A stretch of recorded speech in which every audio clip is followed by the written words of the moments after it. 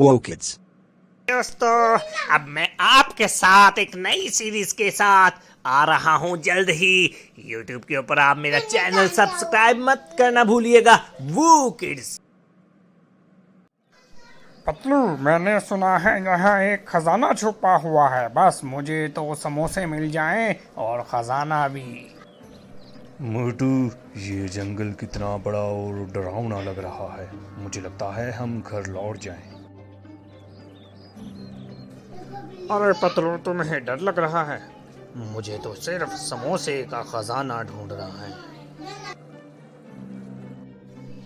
पतलू, बचाओ, ये जंगल मुझे बांध रहा है। बचाओ, मुझे बचाओ मेरे दोस्त।